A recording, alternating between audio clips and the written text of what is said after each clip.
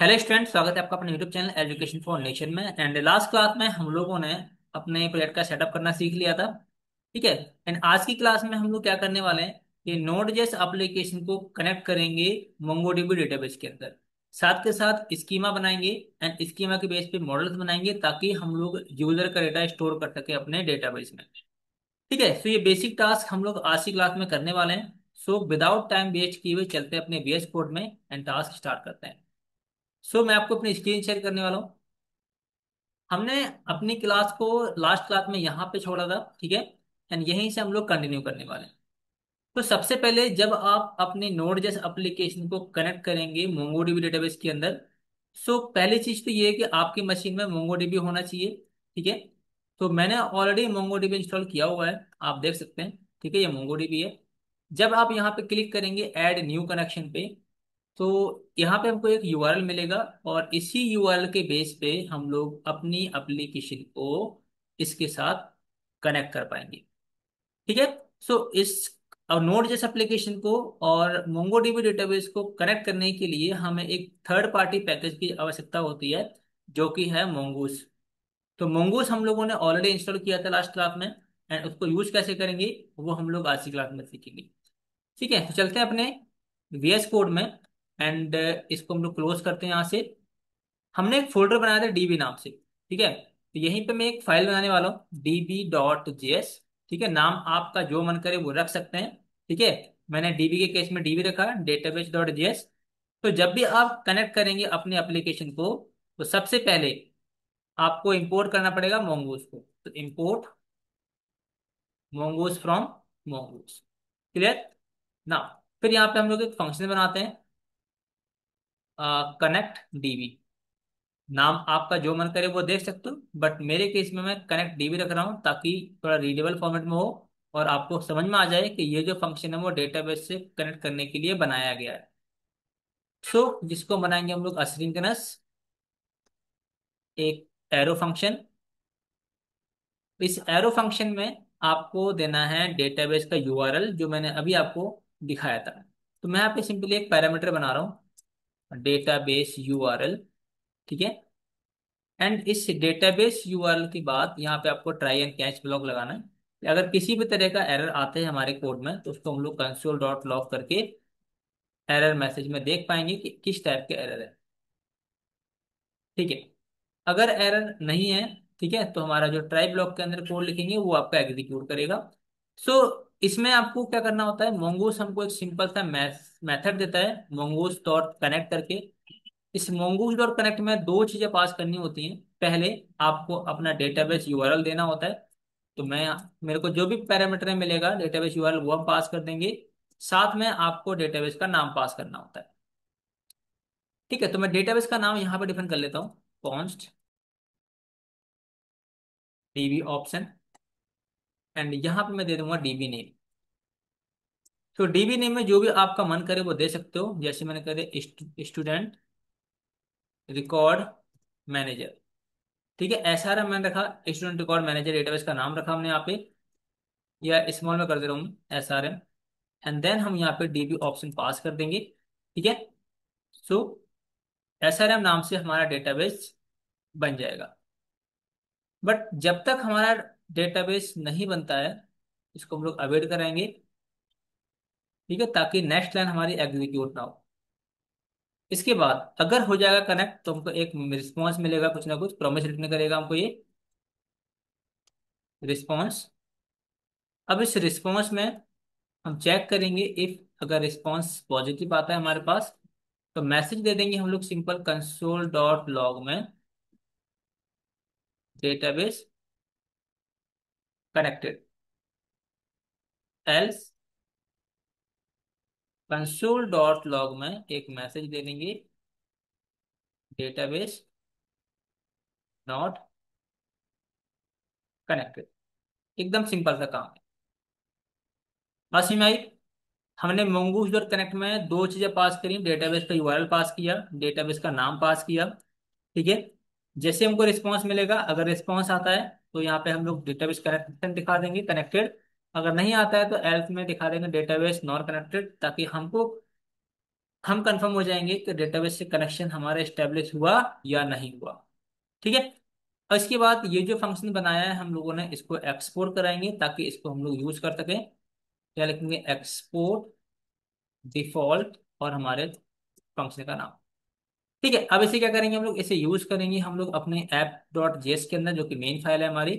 तो सिंपल इसको हम लोग इंपोर्ट करा लेंगे यहाँ से। Import connect dB. ठीक है, connect dB dB dot JS. And यहाँ पे मैं इसको लिख लूंगा डेटाबेस कनेक्शन। ठीक है, तो कॉल करेंगे इसको हम लोग कनेक्ट डीबी को। और यहाँ पास करना पड़ेगा आपको डेटाबेस यूआरएल, क्योंकि हमने वहाँ पे पैरामीटर दिया था, तो यहाँ पे आर्गुमेंट की फॉर्म में डेटाबेस यूआरएल पास करना पड़ेगा।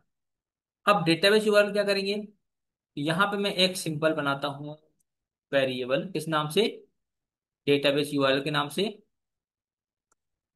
एंड यहाँ लिखेंगे आप process dot ENV, process dot ENV database URL. Then अगर हमको इएनवी फाइल में नहीं बनाई है, बट बनाएंगे आगे चल के, तो वहां पे यूज कर लेंगे। अगर इएनवी फाइल में नहीं बनाया हमने डेटाबेस यूआरएल, तो यहाँ पे भी आप सिंगल कोड में दे सकते हैं। तो यहाँ कैसे मिलेगा आपको? सिंपली इसको कॉपी कर लेना है डेटाबेस यूआरएल, एंड देन इसको यहाँ पास कर देना है स्लैश लगा। ठीक है, जो हमने यहाँ पे बनाया है वेरिएबल डेटाबेस यूआरएल, वो आपको यहाँ पास कर देना है। ठीक है, एंड देन आप चेक करो आपके एप्लीकेशन में। तो यहाँ पे आप देख रहे हो server is running but database connection अभी नहीं आया है। ठीक है, इसका मतलब अभी कनेक्शन हमारा एस्टेब्लिश नहीं हुआ किसी रीजन की वजह से। सो एक रीजन ये हो सकता है कि जो हमने यहाँ पे लोकल होस्ट लिखा है, इसकी जगह अगर आप पोर्ट नंबर एंटर कर देंगे, जैसे लिखा मैं यहाँ पे 127.0.0.1, देन सेव करेंगे फाइल को, तो आपको मैसेज में भी शायद देखने को मिल जाएगा। देखो, डेटाबेस कनेक्टेड, इट मीन्स कि हमारा कनेक्शन इस्टेब्लिश्ड हो गया है। अब हम लोग अपना मॉडल या स्कीमा बना सकते हैं। ठीक है, सो डेटाबेस से कनेक्शन बनाने का जो कोड है, ये कुछ बेसिक कोड है, ये आप समझ लीजिए एक बार। ठीक है, और हमेशा ये सेम कोड ही रहता है कनेक्शन बनाने के लिए। हालांकि और भी तरीके हैं कनेक्शन स्टेब्लिश करने के, बट जिसमें से एक तरीका आपका ये भी है। ओके, सो कनेक्शन स्टेब्लिश हो गया हमारा। अब हम बनाएंगे स्कीमा अपने एप्लीकेशन के लिए। तो मैं सबको क्लोज कर रहा हूँ एंड अपने सेकंड पार्ट पे चलते हैं। तो सिंपल मॉडल्स में आना है आपको, मॉडल फोल्डर के अंदर, एंड यहाँ पे मैं नाम दे रहा हूँ इसका स्टूडेंट मॉडल, या स्टूडेंट स्कीमा दे रहा हूँ मैं डॉट जेएस। ठीक है, सिंपल आपको इंपोर्ट कर लेना है किसको? मोंगोस को, क्योंकि मोंगोस ही होगा जो हमको मॉडल स्कीमा बनाने में हेल्प करेगा। तो इसको हमने इंपोर्ट करा लिया। इसके बाद सिंपली आपको बनाना है एक वेरिएबल, और मैं नाम दे रहा हूँ स्टूडेंट स्कीमा, क्योंकि स्टूडेंट का स्कीमा बना रहे हैं। देन एक ऑब्जेक्ट बनाएंगे हम लोग mongoose डॉट स्कीमा के नाम से। एंड इसमें आपको फील्ड देने, मतलब एक ऑब्जेक्ट पास करना है। इस ऑब्जेक्ट में फील्ड देने हैं कि आप अपने मॉडल्स में कौन कौन से फील्ड्स डिफाइन करने वाले हो। ठीक है, सो मैं जैसे रखता हूँ, पहले नेम रखता हूँ। नेम में आप किस टाइप की वैल्यू स्टोर करोगे? तो टाइप में मैं रखने वाला हूँ स्ट्रिंग टाइप की होगी भाई वैल्यू हमारी। सेकेंड थिंग, रिक्वायर्ड,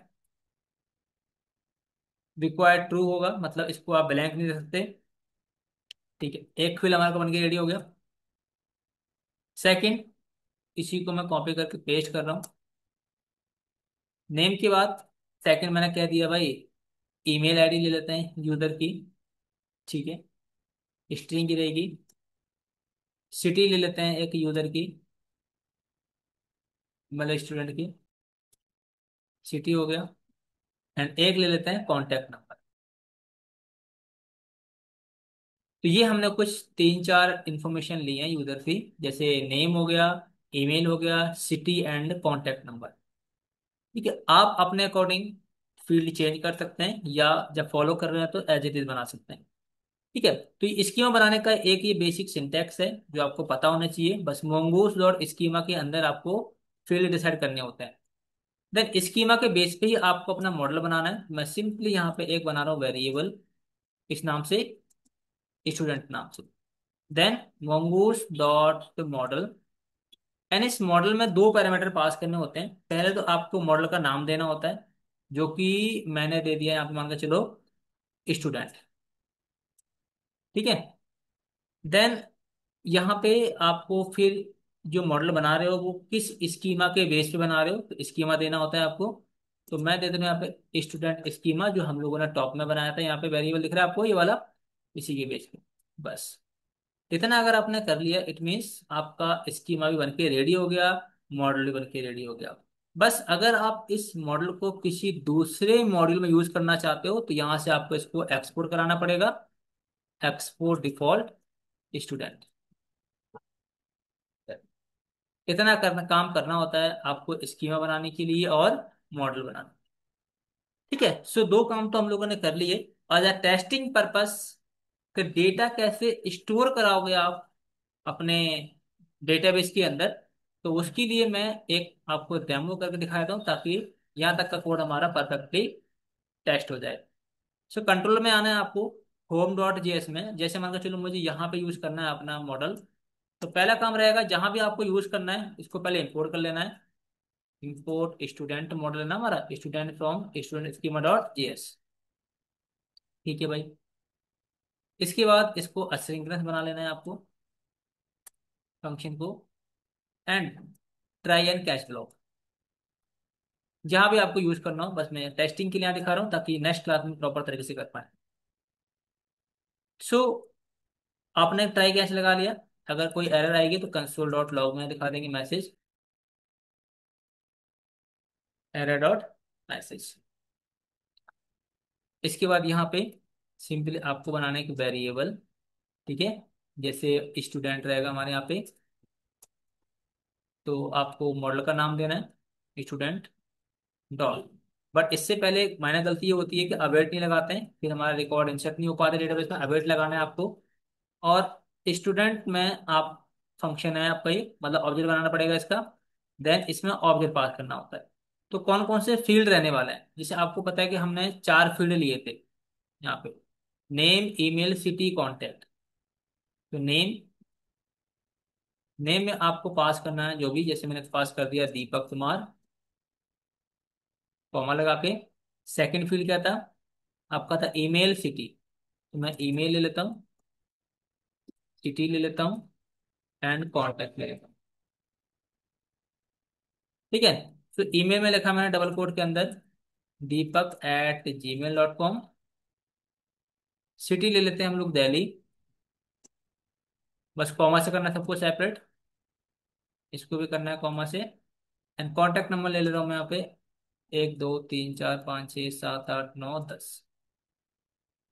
ठीक है। So, इसके बाद ये जो ऑब्जेक्ट होगा आपका, रिस्पॉन्स मिलेगा यहाँ से। देन हम चेक करेंगे कि एक रिस्पॉन्स आ रहा है, मतलब प्रोमिशन कर रहा है, तो मैं सिंपली स्टूडेंट को क्या कर लेंगे हम लोग, सेव करा लेंगे। जब तक रिकॉर्ड सेव नहीं हो जाता है तब तक हम लोग आगे की स्टेटमेंट एग्जीक्यूट नहीं करेंगे। एंड देन जब डेटा सेव हो जाएगा तो कंसोल डॉट लॉग में एक मैसेज हम लोग दे देंगे, ताकि हमें ये पता लग जाए कि डेटा हमारा सेव हो चुका है। तो मैसेज क्या रहेगा आपका, जैसे मैंने कहा डेटा। ठीक है। अगर, और उसके बाद हम लोग क्या करेंगे, इसको सेंड कर देंगे एक मैसेज, यही वाला, क्योंकि इतना ही किया था। तो इस तरीके से आप मॉडल यूज करोगे, बट टेस्टिंग के लिए है। बाकी मैं जब फॉर्म बनाएंगे हम लोग तो इसको हम लोग रिमूव करेंगे कोड को, एंड देन स्टार्टिंग से करेंगे। ठीक है, बट टेस्टिंग के लिए आपको करा रहा हूँ मैं चीज। तो ब्राउजर पर आते हैं, एक बार इसको रिफ्रेश करिए आप। जैसे ही रिफ्रेश करेंगे टर्मिनल में आएंगे, यहाँ पे दिखा रहा है डेटा सेव। इसके बाद आप जाएंगे अपने मोंगोडीबी डेटाबेस के अंदर। तो मैं इसको कनेक्ट करता हूँ अभी, थोड़ा सा इसको दिन ज़्यादा हो गए। ठीक है, इसको हम लोग करेंगे सेव एंड कनेक्ट।